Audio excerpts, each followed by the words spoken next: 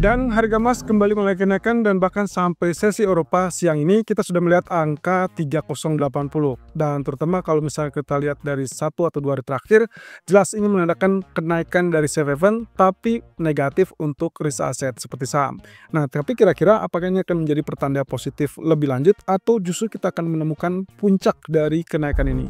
Ini dia alasannya. Ya, kita lebih dulu melihat dari sisi BOJ atau Bank of Japan yang ternyata membuat keyakinan ataupun konfirmasi dari dukungan data ekonomi untuk membuat BOJ setidaknya membuka pintu untuk menaikkan suku bunga di pertemuan berikutnya. Nah, ada satu hal yang cukup menarik di sini dari beberapa data ekonomi yang ditunjukkan dengan atau diakhiri dengan data Tokyo CPI. Semua data menunjukkan angka mengalami kenaikan dan itu berarti di atas ekspektasi ataupun di atas target dari BOJ yaitu target 2%.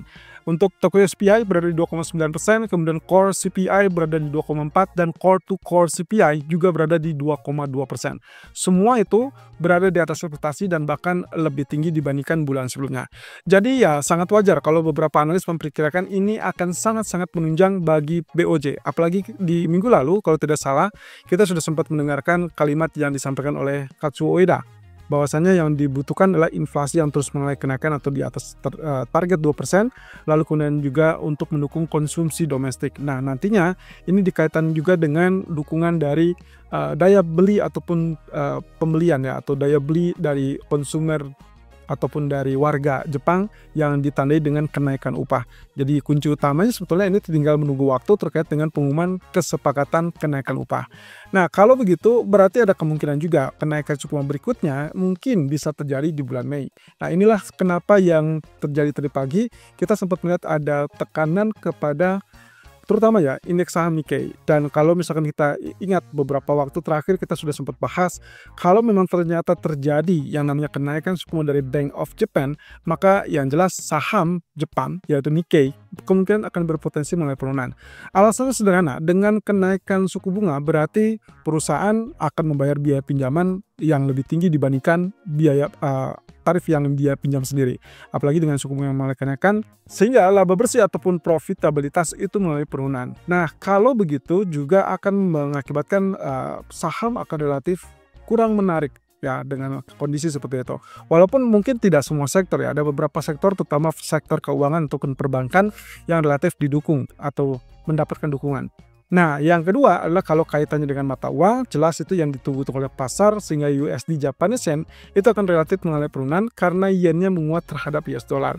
Ya, ini yang harusnya kita akan lihat dalam beberapa waktu ke depan kalau misalkan dengan kata lain data ekonomi terus mendukung untuk hal tersebut. Ya, pokoknya kuncinya ingat seperti yang kata Ueda, yang dibutuhkan adalah dukungan dari kenaikan upah, kemudian inflasi mulai kenaikan bukan karena inflasi bahan bakar. Nah, ini pula yang sekedar diingatkan.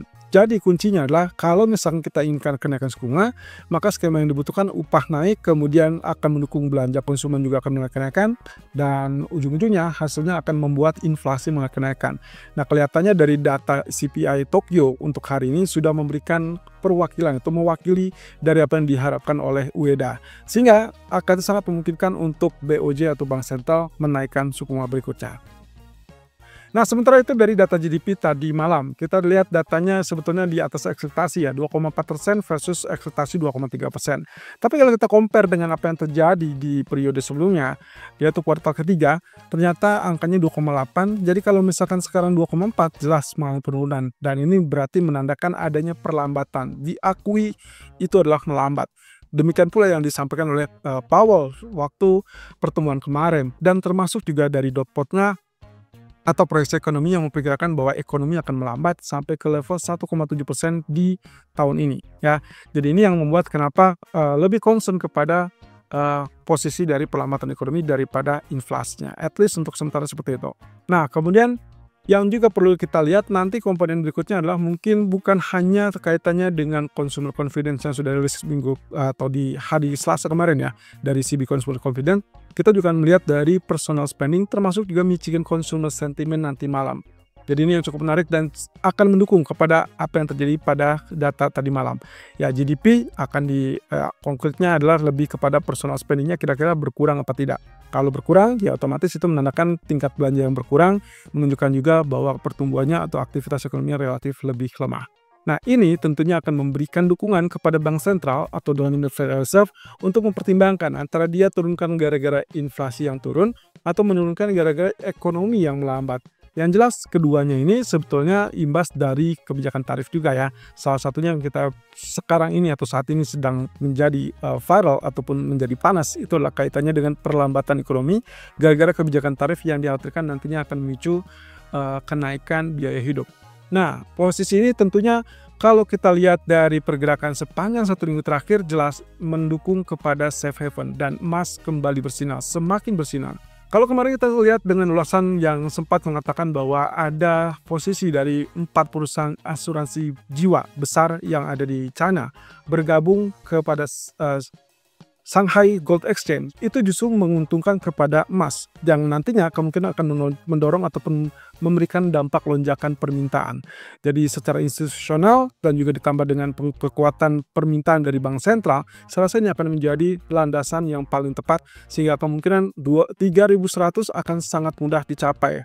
Yang tadinya kita perkirakan mungkin baru akan terjadi mungkin sekitar 2 atau 3 bulan lagi, tapi ternyata bisa saja tercapai dalam waktu dekat. Nah, yang penting adalah data nanti malam. Jadi kalaupun misalkan ini terlepas dari data ekonomi, tingkat permintaan jelas menunjukkan bahwa investor global itu sudah sangat-sangat melirik safe haven, diperkuat dengan alibi bahwa bank sentral masih melanjutkan tingkat permintaan. Jadi kuncinya teman-teman, lagi-lagi saya ingatkan, jangan melawan pasar, karena saya juga sudah pernah mengingatkan ini akan terus berlanjut sampai at least di pertengahan tahun. Dan setelah itu baru kita akan lihat penentunya adalah dari pernyataan Powell di dalam Jackson Hole.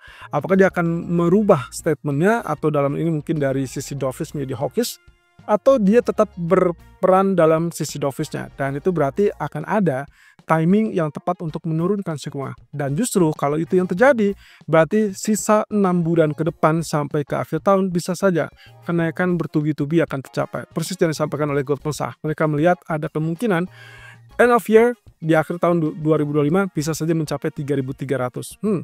Ya, kita yang penting adalah mungkin puncak yang pertama ini akan kita anggap sebagai rem pertama di level 3.100, tapi mungkin akan berbeda kalau ceritanya nanti malam akan berhadapan dengan data ekonomi yang relatif lebih kuat daripada ekspektasi.